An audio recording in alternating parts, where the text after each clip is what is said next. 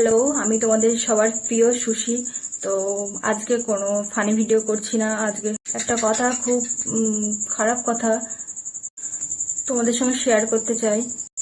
আত্মীয়রা এতটা খারাপ কি করে হতে পারে, এতটাই খারাপ কি করে হতে পারে। তো বিষয়টা হলো, আমাদের ফ্যামিলিতে মেম্বার রয়েছে মোট 5 জন। তো গত কয়েক মাস যাবত আর কি আমার নিজেরই মানে রক্তের একজন বাড়ির কিছু ঝামেলার কারণে সে তার রাগ অভিমান অনেক কিছু হয়েছে। তো অবশ্যই হওয়ারই কথা, কেননা তার উপরে অনেক খারাপ কিছু হয়েছে।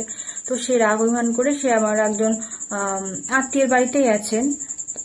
এর বাড়ির যে অন্যান্য সদস্যরা আছে তারা কখনো এটা মনেই করেনি যে তাকে ফিরিয়ে আনা হোক বাড়িতে। সে রাগ করেছে, তাকে বুঝিয়ে নিয়ে আসা হোক।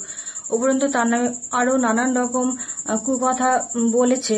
এবার বিষয়টা হলো যে আরেকজন মানে আরেকটা আত্মীয়ের বাড়ি থেকে একজন বলেছেন, মানে বলছে যে যদি সংসার করার ইচ্ছে না হয় তাহলে একেবারে বাদ হয়ে যাক না সংসার থেকে। যেমন ধরো, মানে উনি বলতে চাইছেন যে মরা মানুষ মরে গেলে যেমন মানুষকে মানে শ্রাদ্ধ করা হয়, ঠিক সেই রকম ওনাকেও শ্রাদ্ধ করে দেওয়া হোক। মানে উনি বেঁচে থেকেও মানে বেঁচে নেই আর কি, জীবিত শ্রাদ্ধ। এই যে কথাটা বললেন উনি, ওনার কিন্তু কোনো রকম রাইটস নেই এই কথাটা বলার, কোনো রকম নেই, কোনো রকম অধিকারই নেই। মানে কি ওটা হচ্ছে আমাদের ব্যক্তিগত ঝামেলা।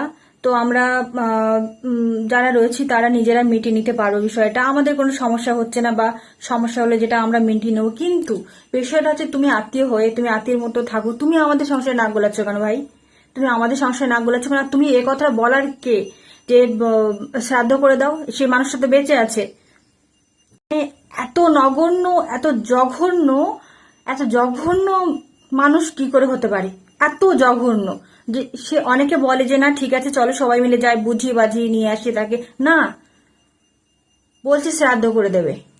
সচরাচর আমি এরকম কোনো ভিডিও করি না বা এরকম কোনো মন্তব্যে আসি না, কিন্তু আমি বাধ্য হলাম কথা বলতে। যে উনি যদি কোনোদিন আমার এই ভিডিওটা দেখে, তো আমি তাকে বলছি যে ভাই, নিজের চরকায় নিজের তেল দে ভাই, নিজের চরকায় নিজের তেল দে। নিজের বাবা মা তো মরে গেছে, তাদের শ্রাদ্ধ করেছিস, খেয়ে বসে আছিস।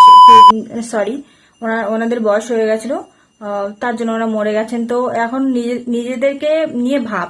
আমাদের আমাদের ফ্যামিলি মেম্বারের যে মানে যাই হোক না কেন, তোকে ওটা নিয়ে ভাবতে হবে না, ঠিক আছে? তুই তোর মতো করে থাক। আমরা আছি, তার জন্য আমরা ছেলে মেয়েরা রয়েছি, আমরা বুঝে নেবো সেই বিষয়টা। তোমরাই বলো বন্ধুরা, এই কথাটা কি বলা উচিত হয়েছে? তার উচিত হয়েছে কি?